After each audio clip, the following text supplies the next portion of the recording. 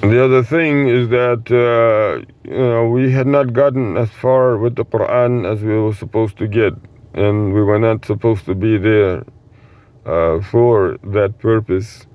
And it came to a point where she returned with our sister and our younger brother. So she came, she visited. This was her assessment. She went with us to, French school a couple of times to meet our teachers there. The principal as well. The school is still standing at LJE. Last I understand, Mushinjai retired. But she also, asked about how well we were doing with the Quran. And she was supposed to be there for weeks, which she was 2 weeks, but then the plane kept getting delayed, so she kept being delayed until finally she made it back. It would be another year or so before she returned. Little did we know, once she did return, she returned on her own. Our sister was with her. However, it appeared at that time that everything was well and dandy. However, it would just be a matter of months before it came apparently clear a number of things. Number one, that she had bought a one-way ticket to Africa. She did not come to Africa this time in hope of returning, and this really did take a different toll on the bullying mechanism, because she did call in our elder brother, rahimahullah, Antoine. And when Antoine came, he took care of the biggest bully, and that practically eliminated for the time being all the other bullies who thought that they could, have their way with at least us.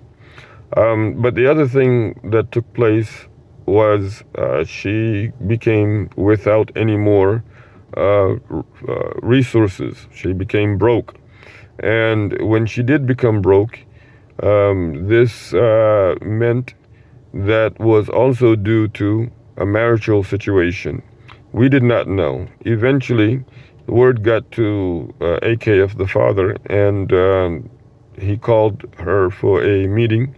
And at this time, my mother, rahmatullahi alayha, was not on talking terms with my brother. My brother was usually the one, Rashid al-Lubnani, usually was the one who would be the main translator between those two. But under the circumstances, he was unable, and therefore I was called in to translate. And the Wolof was quite deep type of Wolof, and he wants to know, is this divorce that he's hearing between my mother and Sheikh Ahmadu Bamba's fourth generation descendant, Sidi Mustafa Mbake. Is it true, that it's no more?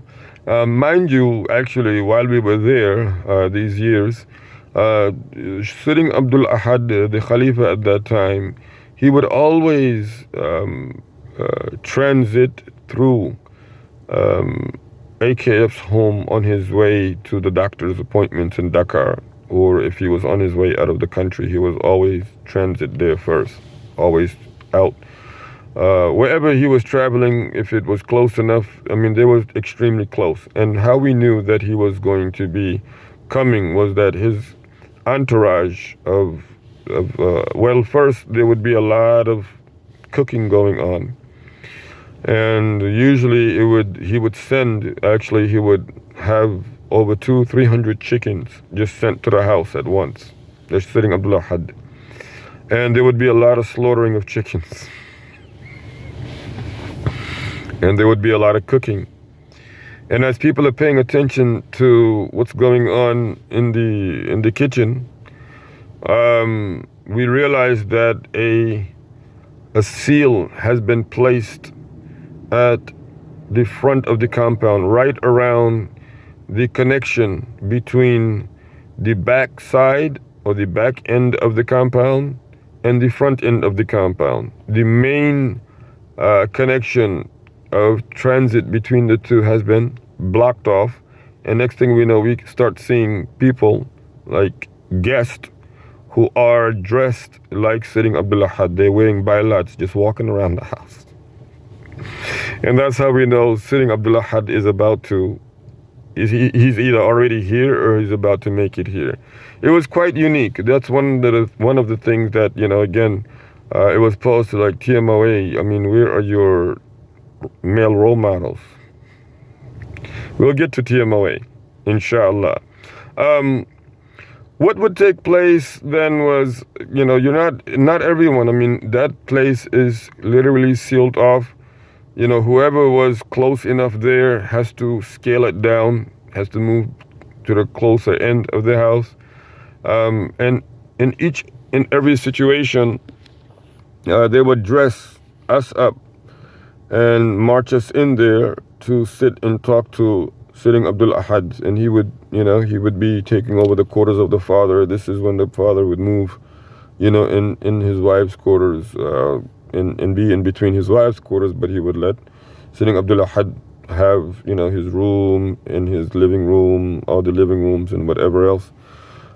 He would allow that to be where he was, and we always met him either in one of the living rooms where he was just on the ground with a mattress. He was just sitting on the mattress, and he would ask us, where we were with the Quran, and see if we spoke Wolof any better. And it was interesting to see such a a holy, if you may, a divine one. Well, at least one who was an inspiring individual, because obviously millions of people listened to him speak directly to the president of the country. So it was interesting to see how down to earth. He's without any hat, no no big turban, nothing. It's just bareheaded, laying comfortably, on the mattress on the ground, and he has this,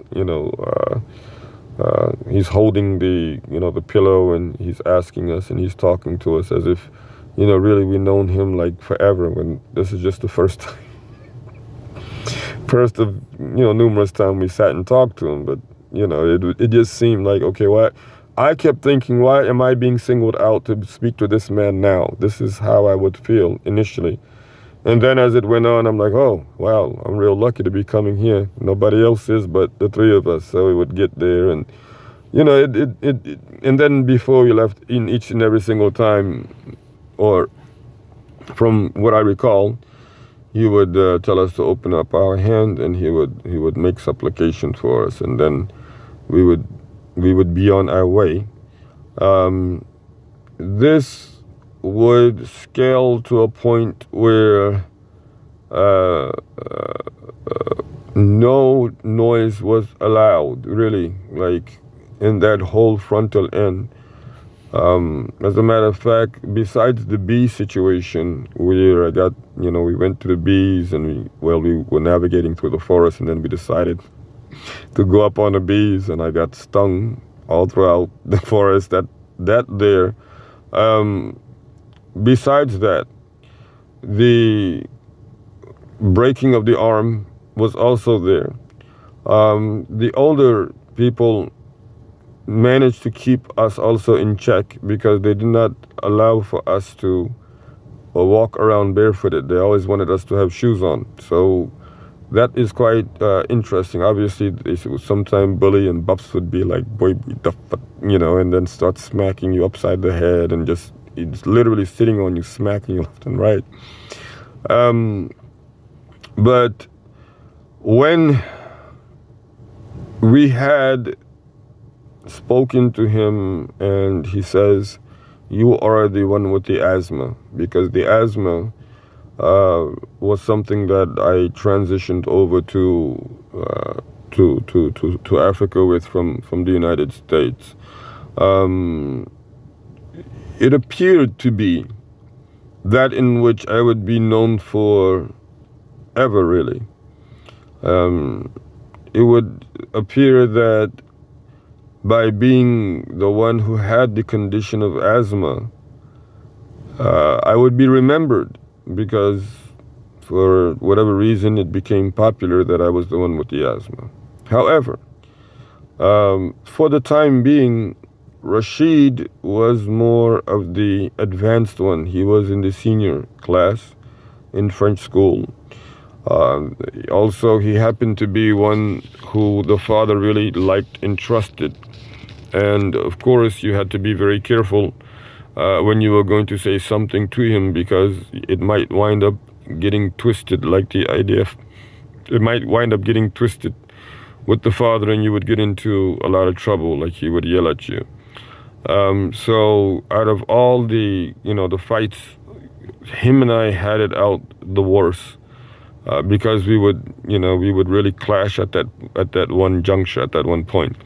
Also, it would get to a time where the father would not really care, in my opinion, whether what was reported to him was, accurate or not. He would still side with his friend Rashid. And I think that became apparent over a period of time, that look, if there is going to be one to report you to the authorities versus the one that is going to fight that one, who you're going to back? And the answer would be, naturally, for a majority of us young males, was that we would always be with the resistance party. So if there was noise, and there was noise in the boys' quarters, which were our quarters, there was noise a few times, which was on a different circumstance. And this is again AKF, Fortresses of a Business Mind, already mentions, how actually, he had a diverse personality, okay? But he did come back there with a whip, with a stick.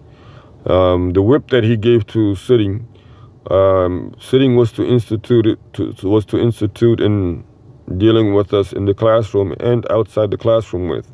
And one of the rules that he passed, which was very, very interesting, he said, Sitting, if anybody is late for prayer, whoop him.